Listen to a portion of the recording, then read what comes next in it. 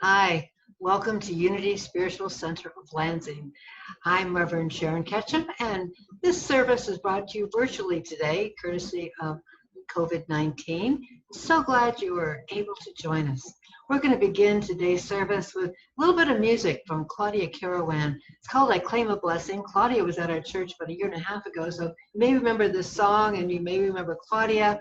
But nonetheless, just I hope it touches your heart, lifts your spirits, kind of get you clapping and singing along with her, and just be part of the music. Just enjoy.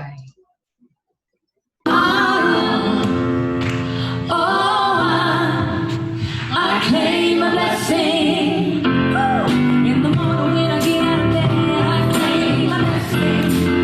I claim a blessing. I claim a blessing. Before I even lift my head, I claim a blessing. I claim a blessing. I claim a blessing. This is how I start the day. Knowing good is on the way. I am claiming perfect health. Running after friends and will. In the morning when I get out of bed, I claim a blessing. I claim a blessing. I claim a blessing. Before I even lift my head, I claim a blessing. Yeah, yeah, yeah. I claim a blessing. With conviction undeterred, and the power of the spoken word, take my life and redefine, break the shackles of my mind. In the morning when I get out of bed, I claim a blessing. I claim a blessing. I claim a blessing. Before I even lift my head, I claim a blessing. I claim a blessing. I claim it. I claim a blessing. Time for you to claim a blessing. Just name it and claim it. What's the blessing in your life this morning? I lift my thoughts to high ground, knowing miracles are all around. Each step closer down it's true. When I'm focusing on my good, life is filled with opportunity. I wonder what good is coming to me. Yeah. I claim a blessing. I claim it. Woo! I claim a blessing. I claim a blessing. Hey, gonna receive it. Get out of here. Give it to me. Bring it on down. Yeah, yeah, yeah. I'm ready. I'm ready. Bring my goodie. Come on. Yeah, yeah, yeah. Ooh, I claim a blessing. I claim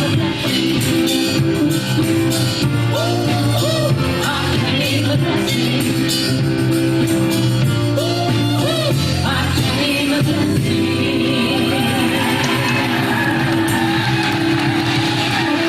I hope you claimed a blessing through that. Oh, there we go. Okay. We will just stop the share screen, and there we are, back to Unity's studio here on Michigan Avenue. We've done a lot of spiritual work since the pandemic started. We spent some time exploring how do we embrace uncertainty, because the whole world is uncertain right now. We have more questions than answers. We have very few answers, and even the answers seem to keep changing. And then we did a series where we're looking at the 5 invitations, which really taught us, by looking at death, how we can live our life more fully.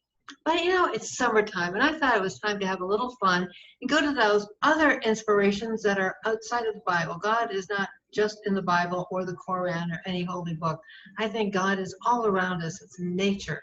So I went to one of my favorite stories, the story of the turtle, lessons of the turtle and the gifts that he gets. So the story begins like this. I have some little turtle friends here with me. And this little turtle, he's making his way to the stream, and he's going down the way, and then he's going to take a new path and he sees the stream there and he starts down to it, and all of a sudden he gets on a slippery loose rock and it slips and he falls down and he finds himself upside down. Now, this is a very bad position for a turtle because this is his vulnerable spot. And all he can think to himself, this is how I'm going to die. Maybe it's going to be the sun's going to bake me, or ants will come and eat me while I'm alive, or maybe it's a fox or a wolf will just come and chew me up. And he's thinking, oh my goodness, why is this happening to me? Help, help, somebody help me. Anybody. Do you ever feel like that? Like you were just minding your own business, making your way down to the stream, and it's like the whole rug was pulled out from under you. Well, I think the whole world feels like that right now. We have just been topsy-turvy. And you know, the turtle, he's a good truth student, so he'd like to make himself really clear with the universe that this wasn't his fault. He starts rationalizing. He said, I'm not clumsy. I usually watch where I step. And how was I to know that the rock was loose? Aren't we that way with the pandemic? You know, we live healthy lives. We're careful. Why is this happening to us, to the whole world? Well, as he's crying out, why is this happening to me? Well, how did I know the rock was loose? All of a sudden, this voice comes out of the blue and says to him, well, it must be the fault of the rock. The friend is Yoda. I don't do a very good Yoda imitation, but maybe you can hear it in your own head, right? So Yoda says to this upside down turtle, he says, it'll help you if you open your eyes. The turtle goes, no, no, no, no. I don't want to see what death looks like. I can't open my eyes. I'm afraid. I'm just sitting there afraid. And Yoda goes, well, maybe open them a little bit.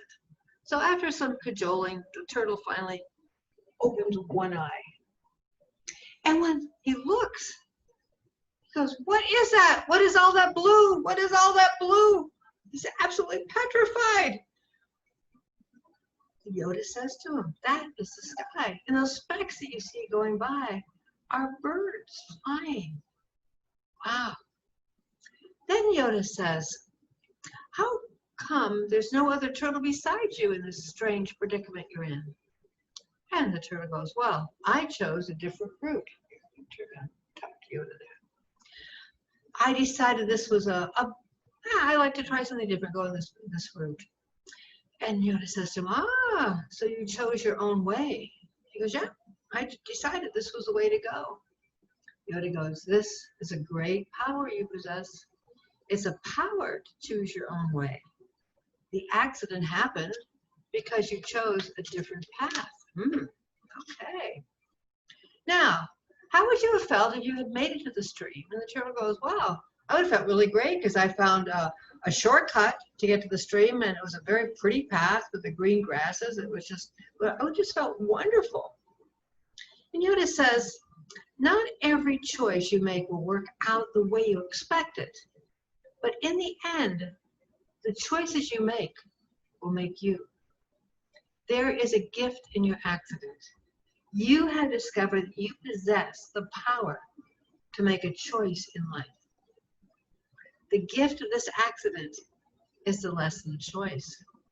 And that's what we're going to talk about today. We're going to talk about this power of choice, the choices that we make that create our lives. There is a motivational speaker called Eagle Bear, and he says, think of your life as a canoe and your decisions and actions as a paddle. So every paddle, every stroke that you take, one at a time, these are the decisions and actions you make that take you along the path. Sometimes you make a decision to keep going to the same side of the boat. You might go around in circles.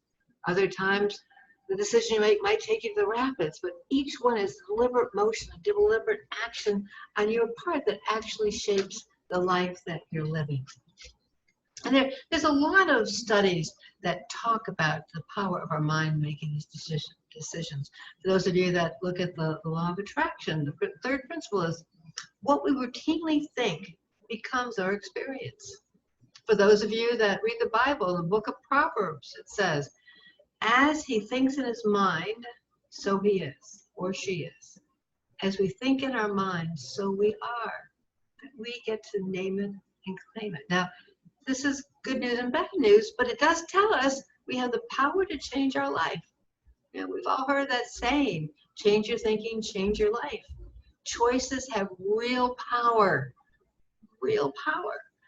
Also, not making a choice also is a choice that has power.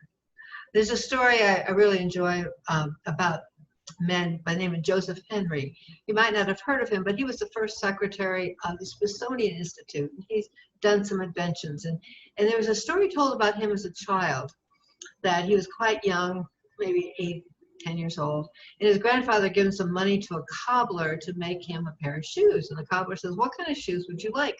Would you like round-toed or would you like square-toed? Oh, and the little boy thought about it and thought about it. He goes, the round-toed would be comfortable, but the square-toed is certainly much more fashionable. He said, can I get back to you? And the cobbler says, certainly. And so he thought about it. One day he would think, round-toed, and then just as he was going to go tell the cobbler, he'd go, no, I want to look fashionable. I want to look like I'm right there with all society. He went back and forth between the two, until finally one day he comes home, and there in front of his door, this brown paper wrapping around a package, and he opens it up, and there's his new shoes.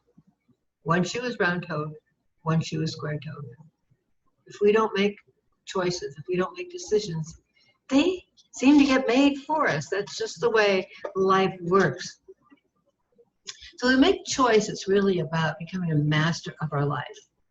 And though we may master our life, we cannot control the circumstances of our life. We have only control about how we respond to life.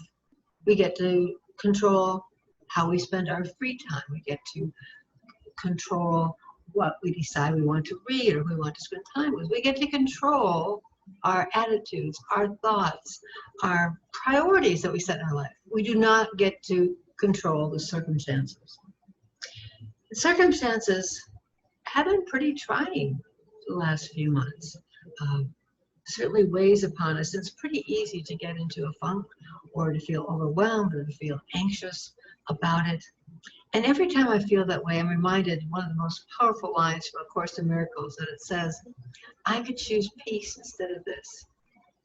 Instead of being anxious, I could choose peace instead of this. Instead of being fretful, instead of being angry, I could choose peace instead of this. I can choose peace over fear.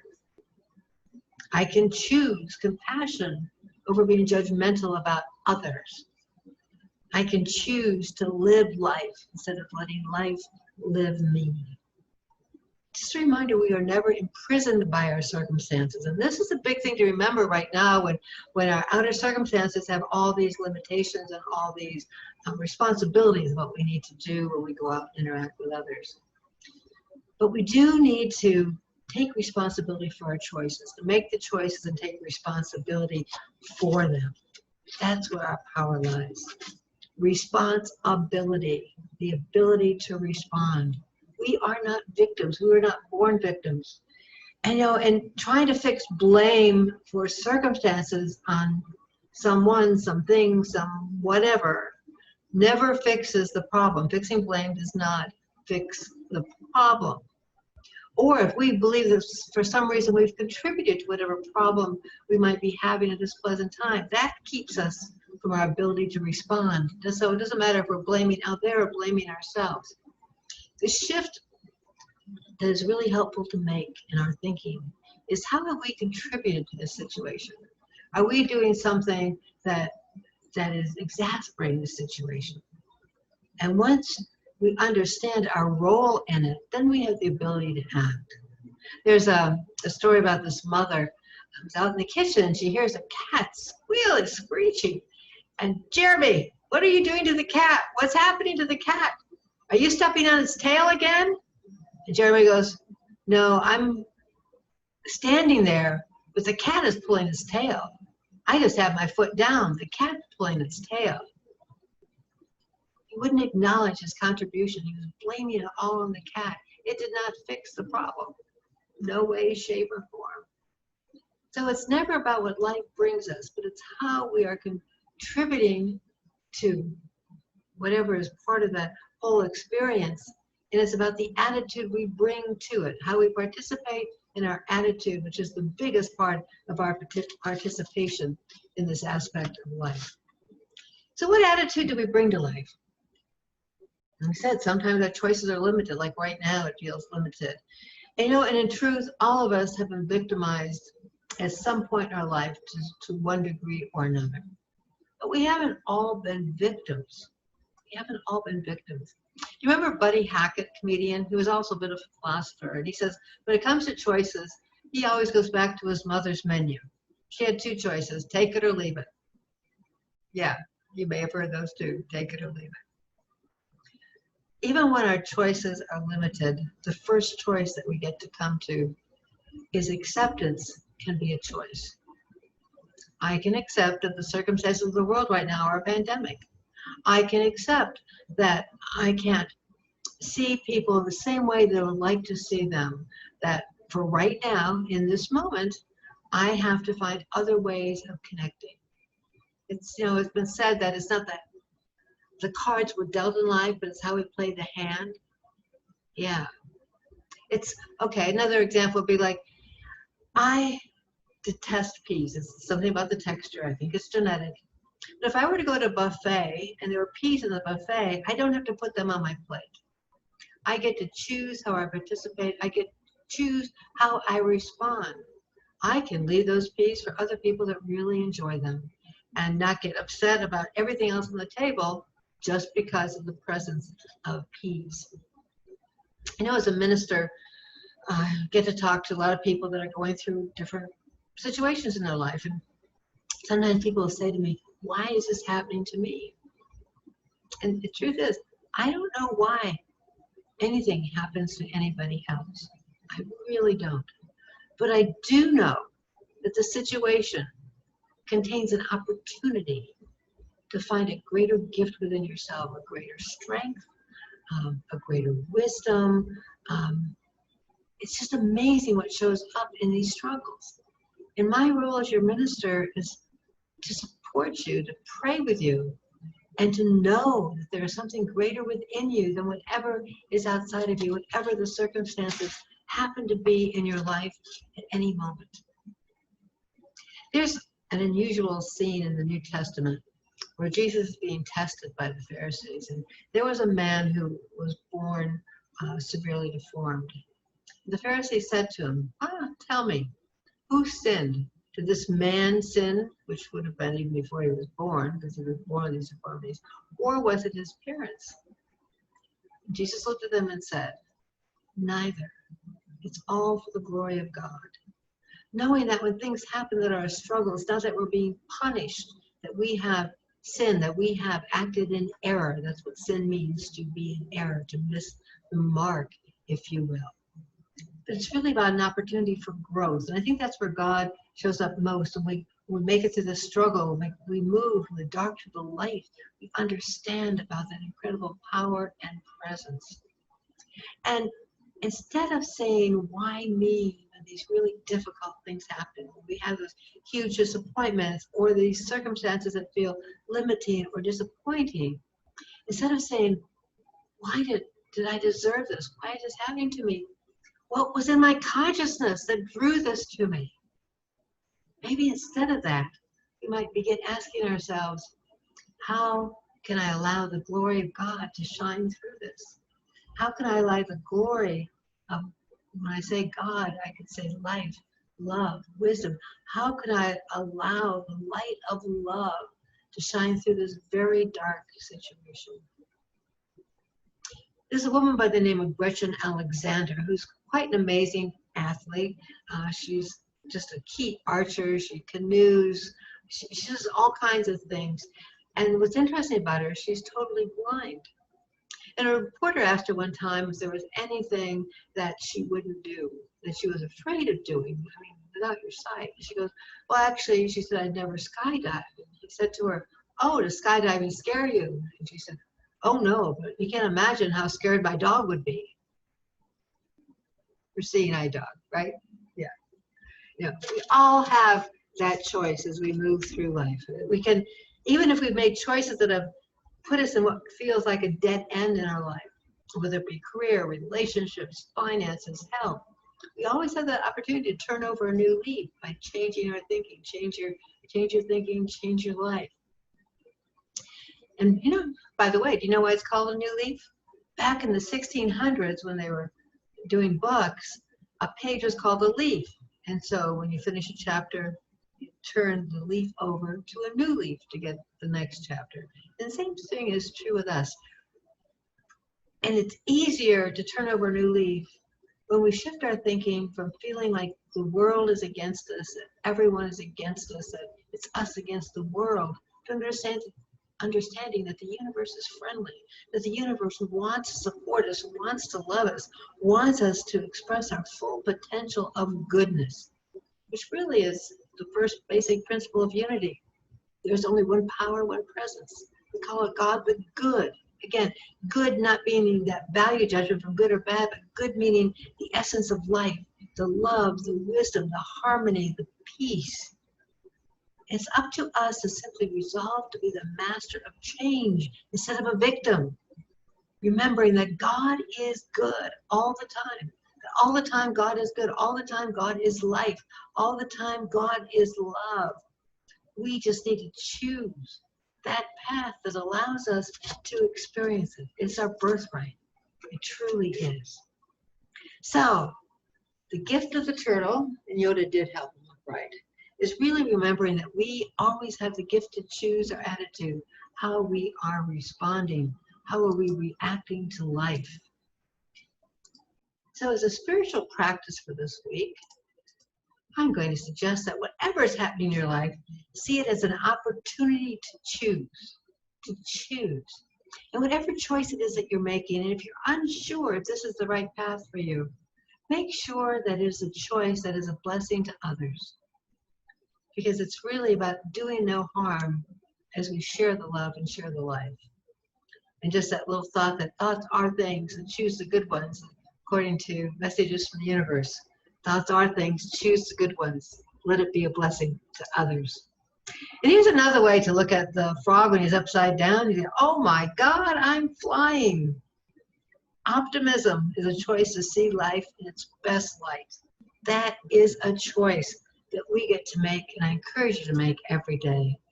And I do hope you'll have some time to join us for some meditations with the turtle, a time to go internally to really sort out how we make those choices and how we connect to that divine guidance. Right now, it's time to celebrate our prosperity. And if we're choosing attitudes, one of the best attitudes we could ever choose is our attitude of gratitude. And I know you, as well as myself, have received just amazing gifts this week. It might have been a phone call, a smile. It might have been walking down the street and seeing a flower that had just bloomed that day, a bird flying in front of us. It could have been financial blessings that came in out of the blue. It could have been a phone call or a gift from a friend, just unexpected, serendipitous good flowing into our life.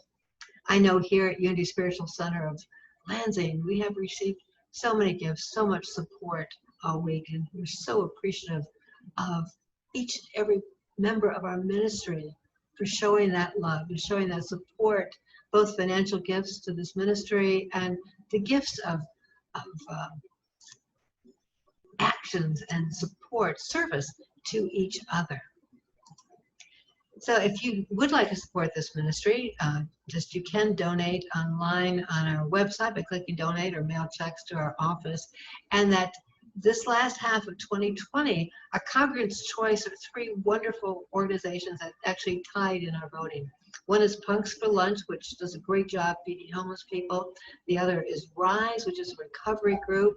And the third one is the Sunrise Movement, which is an ecological group that is trying to take care of our planet in new and better ways. So I hope your heart is as full as mine as I think of all the blessings that we've had this week. All those wonderful things that have flowed into our life, some expected, some unexpected.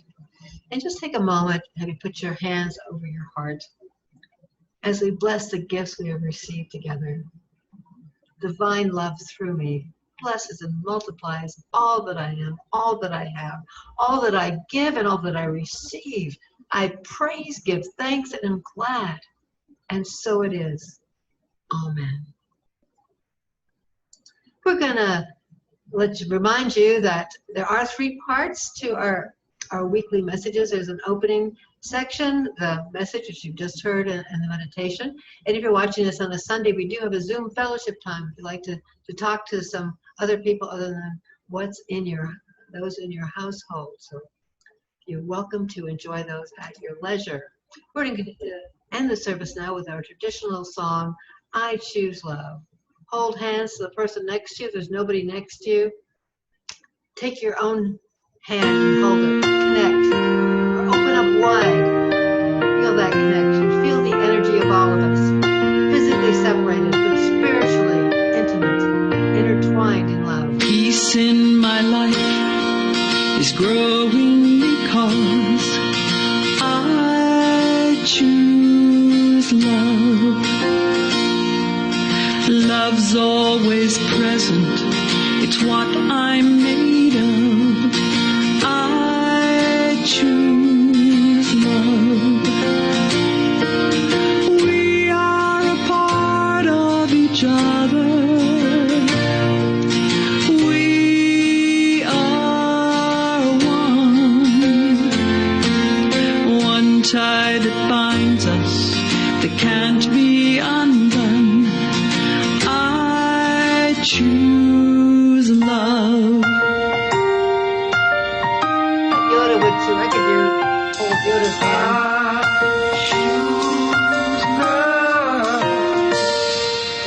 Peace in my family is growing because I choose love.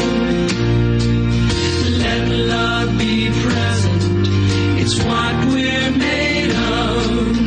I choose love. We are a part of each other. We are one loving family, sharing one son. I choose love. Yes, I do.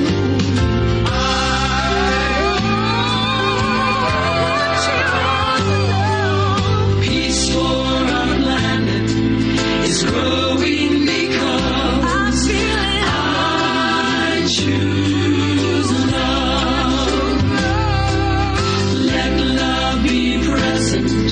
It's what we're made of. I choose love. We are a part of each other. We are one choice unites us. Let this be